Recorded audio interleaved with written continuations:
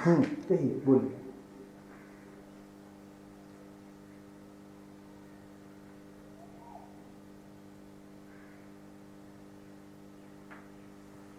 Problem ये है कि सेल्फ भी चाहिए और ईगो छोड़ती नहीं। ईगो को सेल्फ चाहिए, प्रॉब्लम ये है।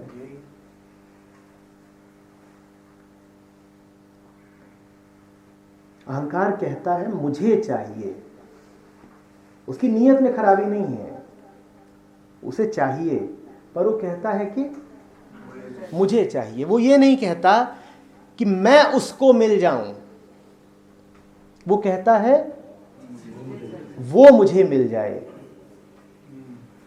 और अपनी डेथ को भी सरवाइव करना चाहता है, so that it can report back what happened.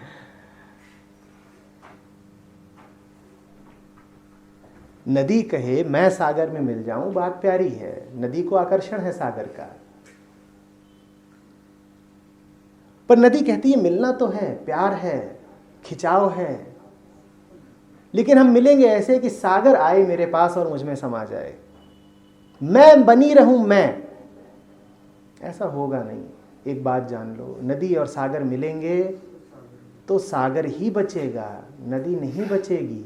मिलन हो सकता है, उसकी शर्त है छोटी सी, नदी को मिटना होगा, सागर नहीं मिटने वाला नदी के लिए। सागर सत्य है, नदी प्रवाह है। सर ये आरोपित होता है या सहज होता है? होता है, होता है, पर होता है, मात्र होता है सत्य। और जो होता है बस होता है, तुम उसका कारण ढूंढो, निकालो, लिखो चाहे ना लिखो, फर्क क्या पड़ता है, जो है सो है। तुम्हें ही सर झुकाना पड़ेगा उसके सामने, उससे लड़ नहीं पाओगे।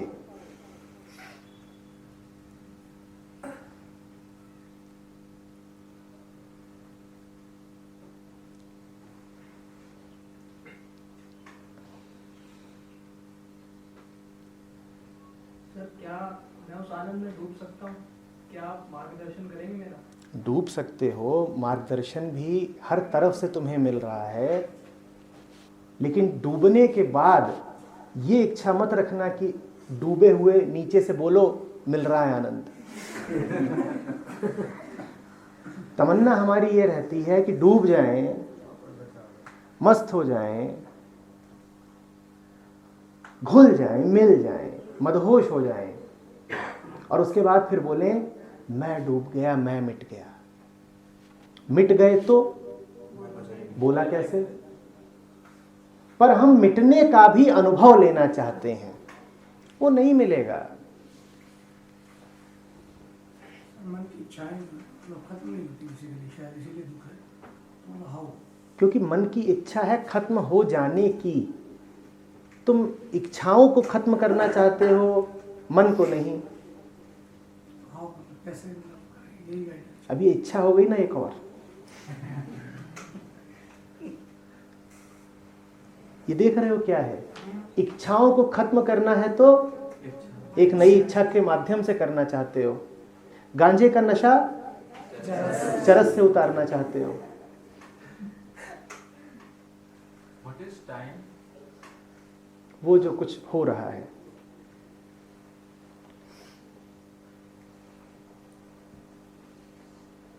जो हिले, जो डुले, जो बदले, जो न बदले, वही सब समय है। जो भी होता प्रतीत हो, जो भी घटता बीतता प्रतीत हो, जो भी प्रतीत हो, जो भी कुछ अनुभव में आए। कहिए। अभी आप कह रहे थे जैसे कि मोक्ष भी चाहिए और फिर ये हो कि मोक्ष के बाद दुकान का क्या होगा, तो यहाँ अपना जो झूठ है वो दिखता है, साफ साफ स्पष्ट दिखता है, लेकिन वो हिम्मत क्यों नहीं हो पाती छलांग लगाने की? वो हिम्मत कभी अपनी नहीं हो सकती, वो हिम्मत कभी अपनी नहीं हो सकती। अपनी होती है छोटी सी इच्छा शक्ति। नदी कभी अपनी इच्छा से सागर की ओर नहीं बह पाएगी।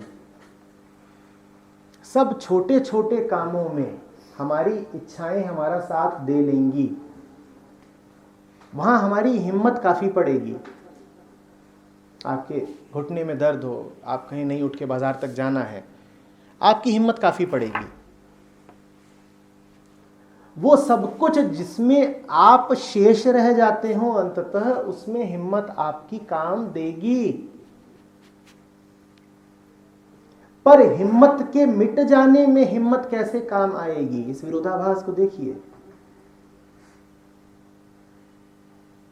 एक बार बात उठी थी इच्छा शक्ति और आत्मबल पर। मैंने कहा था ये दोनों अलग अलग हैं, इनको एक मत समझना। समय कुछ ऐसा है और बातें कुछ ऐसी प्रचलित हो गई हैं कि इच्छा शक्ति पर बहुत जोर दिया जाने लगा है। विल पावर, मोटिवेशन, प्रेरणा, ये सब ठीक होते हैं बाजार तक जाकर के तरकारी ले आने भर के लिए, उतने के लिए इच्छा शक्ति चल जाती है। पर जो भी कुछ जीवन में सुंदर है, गहरा है, महत्व है और वास्तविक है, वहां इच्छा शक्ति काम नहीं आनी है। वहां तो इच्छा शक्ति का समर्पण काम आता है। और जब आप अपनी इच्छा का भरोसा छोड़ देते हैं तब एक ज्यादा बड़ा बल आपकी मदद को प्रस्तुत हो जाता है, उसे आत्मबल कहते हैं। बात बहुत सीधी है। अहंकार के केंद्र पर आपको जो बल उपलब्ध होता है उसका नाम है इच्छा शक्ति। आत्मा के केंद्र पर आपको जो बल उपलब्ध होता है उसका नाम है आत्मबल। मुक्ति के लिए इच्छा शक्ति काम नहीं आएगी, मुक्ति तो आत्मबल से ही मिलेगी। दिक्कत बस इतनी है कि जब तक आपने तादात्म्य अहंकार के साथ जोड़ रखा है तब तक आपको आत्मबल उपलब्ध होकर भी नहीं होगा। तब तक हालत ऐसी रहेगी कि जैसे आपको एक तोप मिली हुई है लेकिन आपने उससे मुंह फेर रखा है।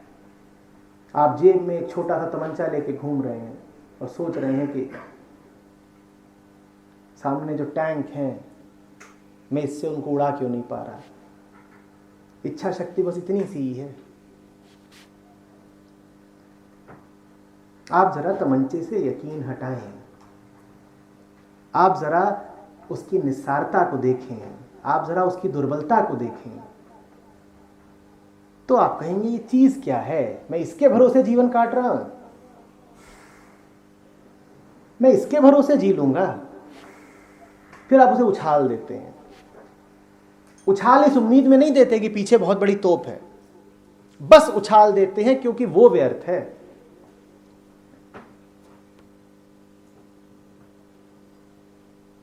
उसको छोड़ा नहीं कि कुछ और जो बहुत बड़ा है वो अचानक सामने आ जाता है। आपने मांगा नहीं था, बस मिल जाता है।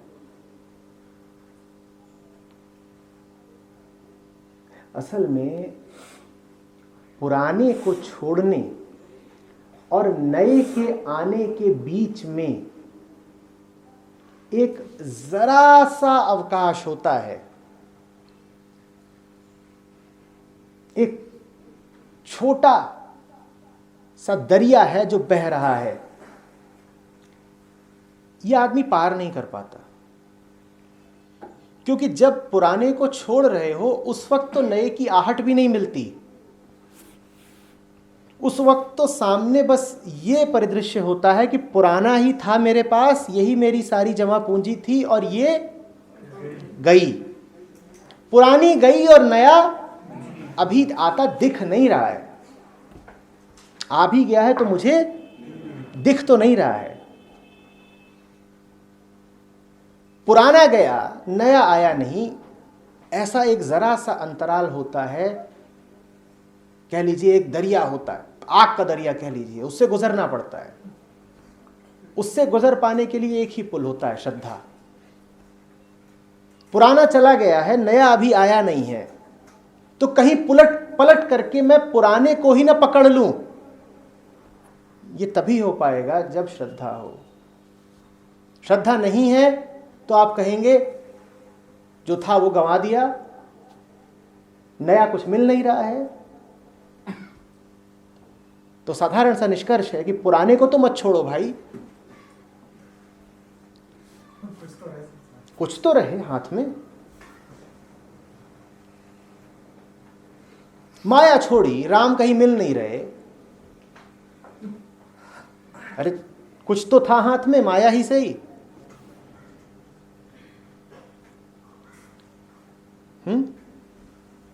ये खतरा सबसे ज्यादा उनके लिए होता है जिन्हें दिख रहा होता है छोड़ना है, जिनका झुकाव हो रहा होता है छोड़ने की तरफ, पर जो छोड़ते छोड़ते परख भी रहे होते हैं, जो छोड़ते छोड़ते नापतौल भी कर रहे होते हैं कि आज 10,000 बराबर छोड़ा, बताओ मिला कितना। ये नापतोल हमेशा नुकसान का होगा। कारण समझाई देता हूं। आप जिस इकाई में छोड़ रहे हो उसी इकाई में, उसी यूनिट में प्राप्त नहीं हो रहा।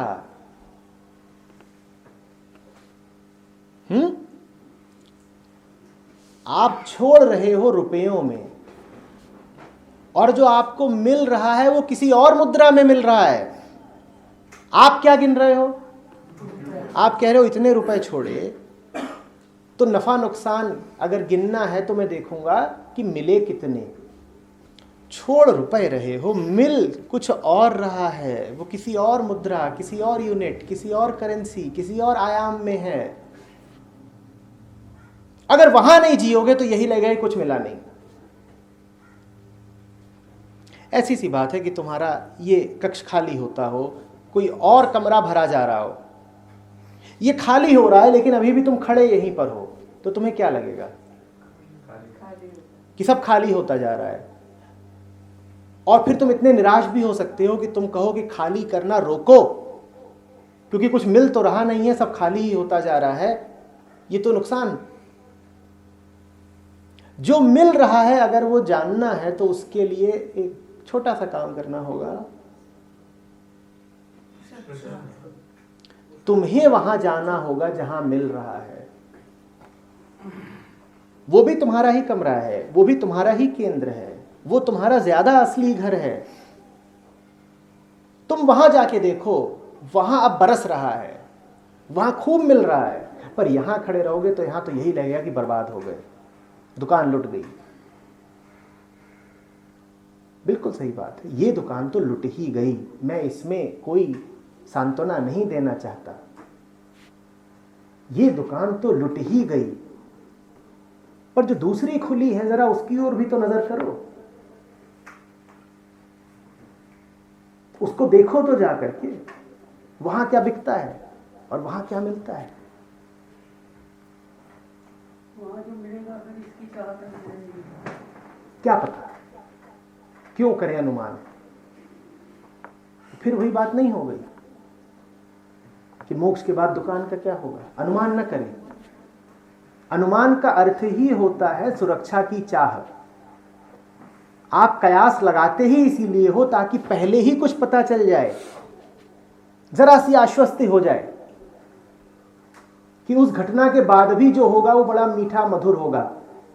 बिल्कुल ऐसा हो सकता है कि उस घटना के बाद जो हो वो उसे मीठा और मधुर लगे ही ना जो अभी आप हो। आप कल्पना करोगे कि वास्तविक बदलाव कैसा होगा, आप कल्पना करोगे कि बदलाव के बाद चीजें कैसी दिखेंगी, तो मैं आपसे कह देता हूं आप बदलाव होने ही नहीं दोगे। क्योंकि आप जो हो अगर उसे बदलाव के बाद का इतना ही पसंद होता तो वो उसमें क्यों फंसा होता जिसमें वो अभी फंसा है। आपको यदि वो उतना ही पसंद आना होता जो बदलाव के बाद हो जाना है, तो आप वहां क्यों पाए जाते अभी जहां आप अभी पाए जाते हो। फिर आप तो पहले से ही वहीं होते ना, बदली हुई जगह पे, बदले हुए केंद्र में, नए कमरे में। आप अभी इस कमरे में हो क्योंकि अभी आप जैसे हो, आपको तो यही कमरा सुहाता है।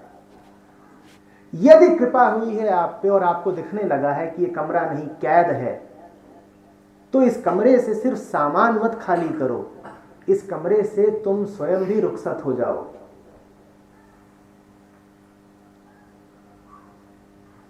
नहीं तो बड़ा दर्द होगा।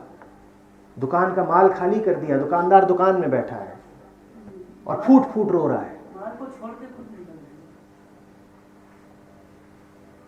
माल तो हटा दिया, लेकिन हो अभी खुद कहाँ? दुकान में। तो अब क्या लगेगा? तबाह हो गए, धोखा हो गया। जो हाथ में था वो तो गंवाया, और नया कुछ हाथ नहीं आया।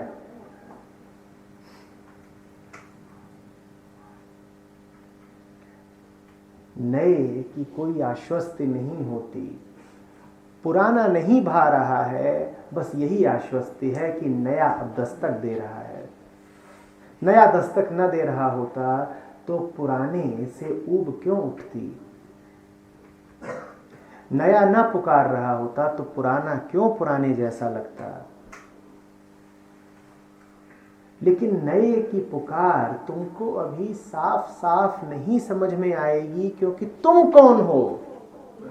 अभी पुराने ही हो ना।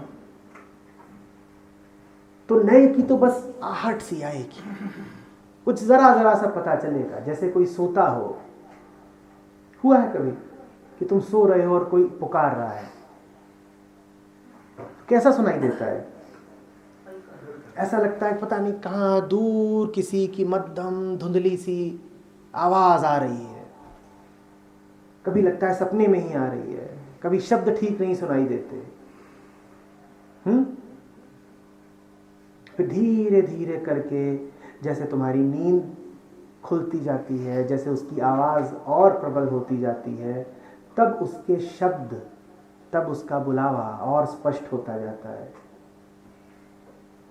जब नींद गहरी हो तब तो बुलाने वाला ऊंची आवाज में भी पुकारता हो तो ऐसा ही लगता है कि जैसे किसी बियाबान में, सुदूर जंगल से एक विचित्र अनजानी आवाज आ रही है। तुम्हें उसी का भरोसा करना पड़ेगा। तुम्हें आवाज आ रही है, यही इस बात का संकेत है कि नींद अब टूटने को है। नींद अगर बहुत गहरी होती तो कोई आवाज नहीं आती। तुम्हारा समय आ गया है, तुम्हारी नींद टूटने को है। अब जबरदस्ती सोने की कोशिश मत करना। अब अपने आप को बाध्य मत करना कि जग गया हूं तब भी ऐसे जीऊंगा जैसे सो रहा हूं। जग गए हो तो जग जाओ।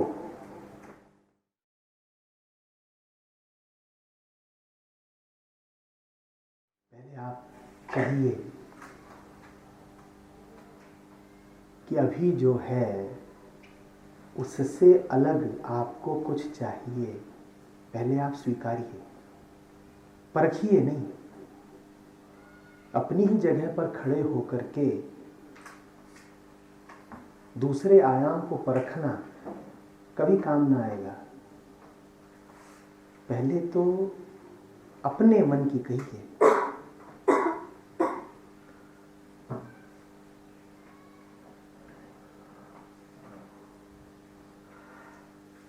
आप चाहते हैं उस मिलन को जिसमें फिर कभी पिछड़ना न पड़े?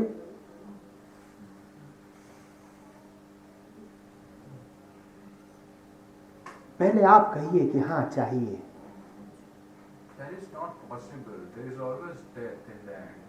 And then everything ends. तो फिर मृत्यु अंत में नहीं है। अगर इस विचार के साथ मिल रहे हैं कि मृत्यु अंत में है, तो वो विचार कब है?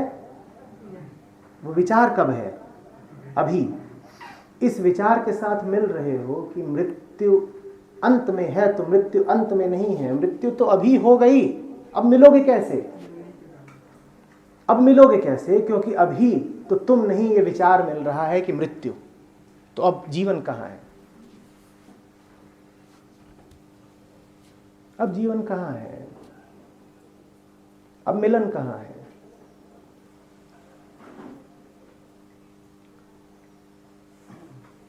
मृत्यु को अपनी तुम देखोगे नहीं।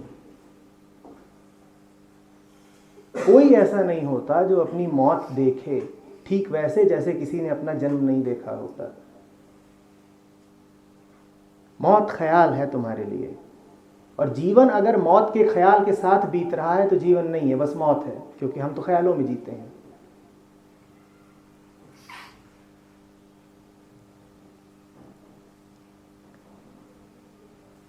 फिर तो मौत है बस।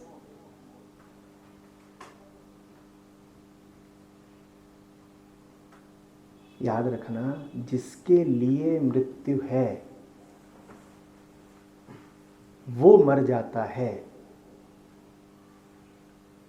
पर वो है भी नहीं जो मिलने जाता है,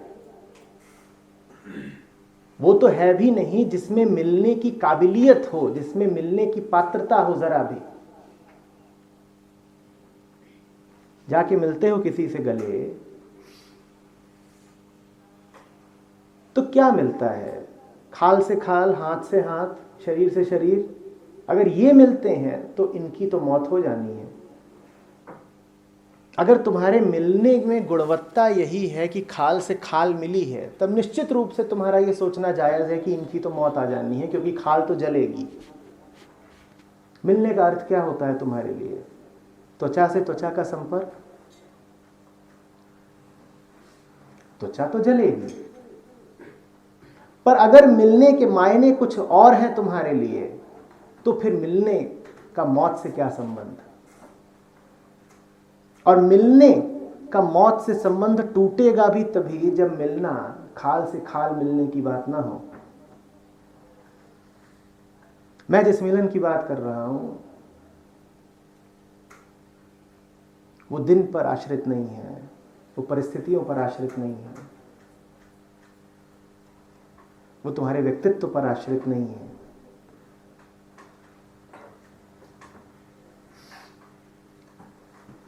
दिन तो सब अलग अलग होते ही हैं। किसी दिन बारिश है, किसी दिन धूप है, जाड़ा है, कभी एक माहौल कभी दूसरा, दुनिया कभी एक करवट बैठी कभी दूसरी। किसी दिन भूकंप भी आ सकता है, कभी बाढ़ भी, कभी प्रलय भी।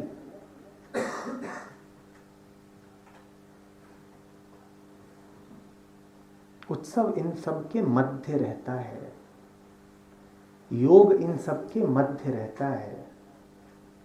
ये चलते रहते हैं बाहर बाहर, उत्सव कायम रहता है। और जब इनके मध्य में उत्सव रहता है तो बाहर बाहर जो चल रहा होता है सब बदल जाता है। बड़ी अजीब बात है। तुम पूछोगे कैसे? उसका कोई प्रमाण नहीं दिया जा सकता। क्यों? क्योंकि सिर्फ उसके लिए बदलता है जिसके केंद्र में उत्सव बैठा हुआ है। किसी और से पूछोगे कि क्या दुनिया बदली हुई है आज, तो कहेगा नहीं, दुनिया तो वैसी ही है जैसी कल थी, परसों थी, पिछले महीने थी। वो कहेगा दुनिया में कुछ खास नहीं है, आज भी वही ढर्रा चल रहा है, वही चक्की चल रही है।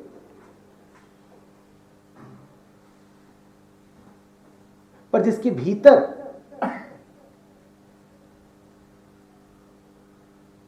अब धुन लग गई है, उसके लिए दुनिया बदल गई है। तो तुम मुझसे अगर पूछोगे कि क्या आनंदित होने से परिस्थितियां बदल जाती हैं, तो मैं कहूंगा इस पे निर्भर करता है कि कौन ये सवाल पूछ रहा है। जो आनंदित है अगर वो पूछ रहा है तो हाँ बिल्कुल बदल जाती हैं। वो पूछेगा ही नहीं क्योंकि उसके लिए परिस्थितियां बदल गई हैं, तो क्यों पूछेगा?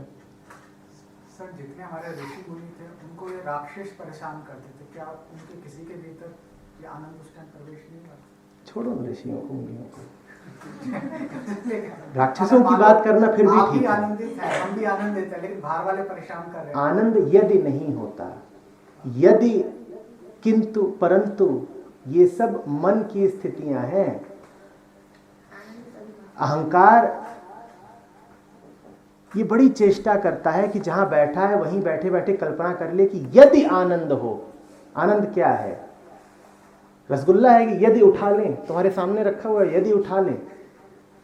आनंद ऐसी चीज नहीं है जिसे हाथ में उठाया जाता है कि कहोगे यदि उठा लें। जो हाथ में उठाया जाता है ना, उसके साथ एक बात ये होती है कि तुमसे हाथ में उठा लो तो भी तुम वही रह जाते हो।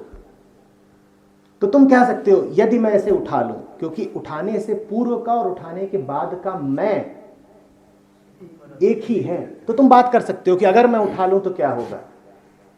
आनंद वो है जो तुमने उठाया नहीं कि तुम उठ जाते हो, तुम बदल गए। तो अब यदि कैसे कह रहे हो? आनंद पूर्व के मन को आनंद पश्चात के मन की कल्पना करने की अनुमति नहीं है, क्योंकि वो मन ही बदल जाता है। पर ये बड़ी अहंकार की बात है। अगर मुझे मोक्ष मिल भी जाए तो मेरी दुकान कौन चलाएगा? अगर मुझे मोक्ष मिल भी, ये सवाल क्या मोक्ष पाने के बाद पूछ रहे हो? पहले पूछ रहे हो। और अहंकार इतना है कि कल्पना कर रहे हो कि मोक्ष के बाद भी हम तो वही रहेंगे ना, जिसे अभी भी दुकान की चिंता सताए। देख नहीं रहे हो कैसे सवाल है ये? सर एक और सवाल। पिछला समझ में आया?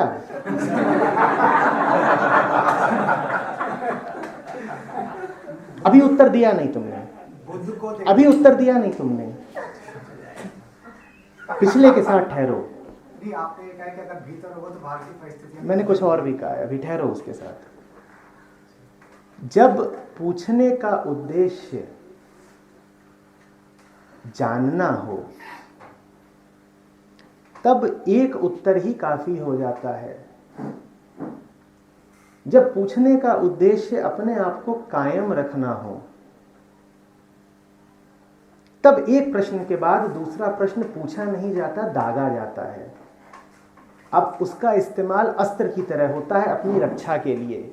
मुझे अपने आप को कायम रखना है ना, तो मैं ऐसे सवाल पूछूंगा जो किसी तरीके से मेरे कवच की तरह काम करें, और समाधान को मैं अपने तक आने नहीं दूंगा, क्योंकि समाधान यदि आ गया तो प्रश्निता ही मिट जाएगा।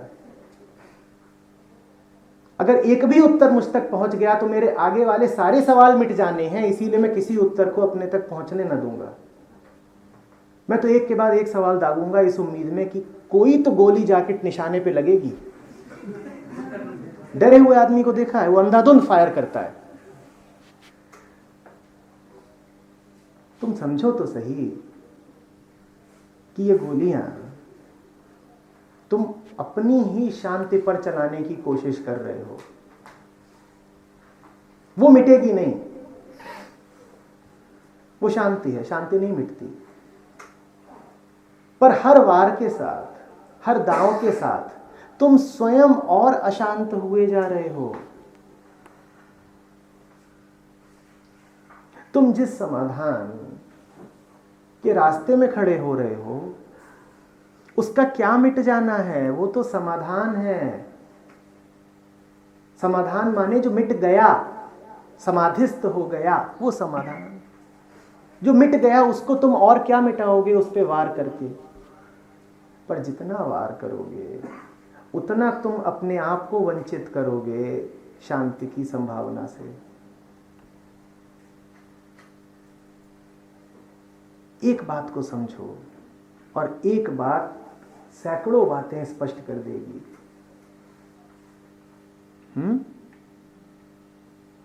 एक बात जान लो बस, कोई भी एक बात हो सकती है।